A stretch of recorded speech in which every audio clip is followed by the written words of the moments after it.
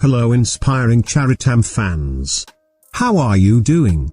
We bring stories that are unique and inspirational.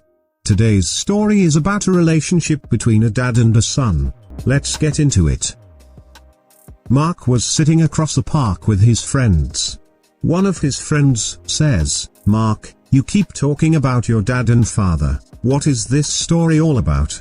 Mark smiled and said, "Life sometimes gives the lessons that you need to be a better person and best version of yourself."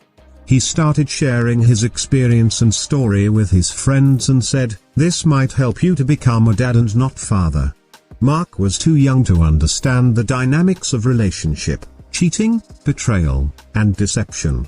As an 8-year-old child, all he knew that he loved his dad dearly. He loved playing games with him, listening to stories of him, the heroics of the war, and so on. But one day, he heard that his parents were arguing and shouting. His mom took him and left the house. He soon understood that his mom moved in with another guy. Little Mark knew him, he was mom's friend, that's how he knew him. He kept asking for his dad, and did not get to see him for the next 2 months. When he grew up, he realized that his dad needed the court order to visit or meet him. It took a long time for his dad to get his share of custody. But still, things were not clear to him. Mom's friend kept telling him that he was his father. He was confused. How can he have 2 fathers? He always told that he is his father. When Mark was a teenager, his confusion became clarified. He understood everything that happened in all these years. His mom sat him down and spoke to him when he started asking too many questions and didn't get answers. He was told that he is now living with his biological father and he is his real dad. His dad with whom he still went to the soccer matches wasn't his biological father. In his admission, Mark said that the conversation messed him up. His biological father tried everything to be the perfect person and started going to soccer matches and spend a lot of time. Mark once mentioned to his friends that his feelings for his dad, not biological father, slowly fending off. He said he loved him and knew that his dad loved him too. But he wasn't his father, at least biologically. His mom and biological father convinced him that if he does not want, he can make excuses to miss his visits to his dad. Mark said, he was just a stupid teenager back then and started making excuses.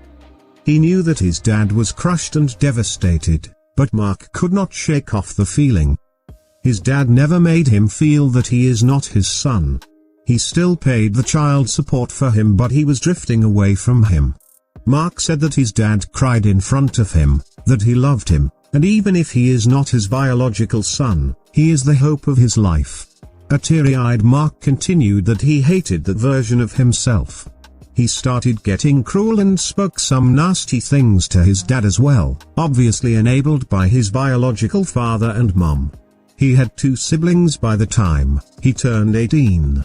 From his dad's side, he had 1 sister. He said that his sister wanted to spend time with him and play, but he never acknowledged her.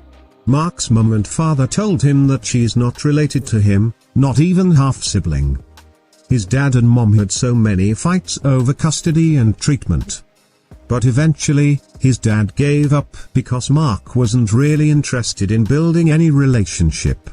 After Mark turned 18, his dad called him for a party to celebrate his 18th.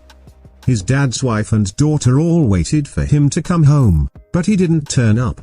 Mark almost cut off contact with his dad. He never really cared to ask him even how he was. But his life changed soon after. At the age of 25, Mark and his wife were pregnant. They were waiting for their son. The entire family was in celebration mode. He never informed his dad though. But when his son was born, he realized something was off. After few months, his suspicions got better of him, and he did a paternity test.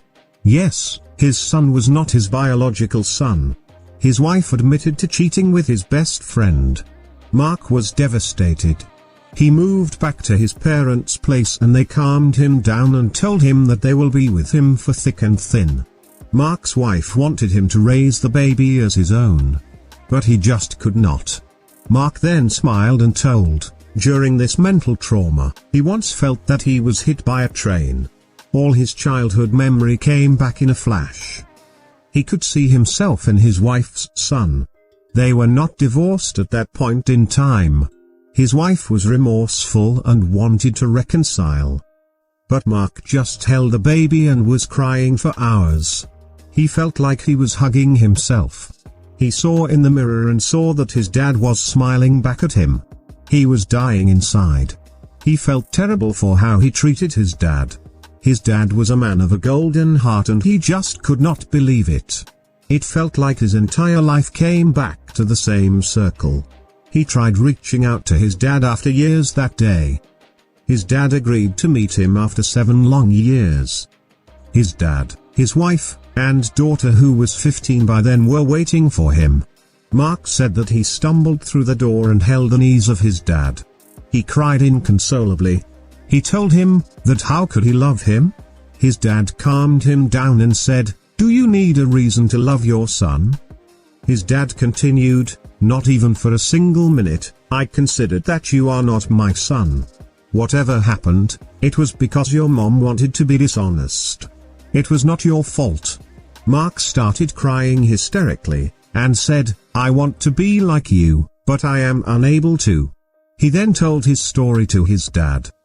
His dad's wife, with whom he did not really talk much, was sitting next to him and was comforting him. His sister, whom he never recognized, was also telling him to be strong. He just looked at these people and said, "I am unfortunate that I am not your biological son, but I shall ensure I become our son." His friends asked what happened next. He said, his son was too young to understand anything. His best friend owned up to his action and became father to the son. He and his wife divorced. The ex-best friend and ex-wife married later, only to get divorced a few years later. Mark's relationship with his mom and his biological father never went back to normal. He was involved with his siblings' life though. His mom apologized to him for manipulating him to hate his dad, but that ship was sailed. He lived with that trauma and could never forgive 4 people, his ex-wife, ex-best friend, bio father, and mom. However, he did not cut contact. He still went to the family events. But he ensured that he splits his time between his 2 families. He was fully involved with dad's family. Mark was fully involved with his sister's life as well. Mark adopted 2 children later. He is married to a beautiful woman now. They have 1 child as well. It is a big family. Mark is now the most cherished man in both of his families. There are many children like Mark who go through trauma. His dad was a man of commitment and honor. We often say that you can become a father with your gene, but you need to be a special person to be dad. This story goes to all the wonderful dads out here. I know a mother makes a lot of sacrifices and compromises for her children, so do the dads. If you are reading this, give your dad a hug next time you meet him. Thank you very much for watching. What do you think about the story? Please share the feedback and your suggestions. Don't forget to subscribe to the channel. Hit the bell icon to get a notification whenever a new video is uploaded. Stay healthy and happy.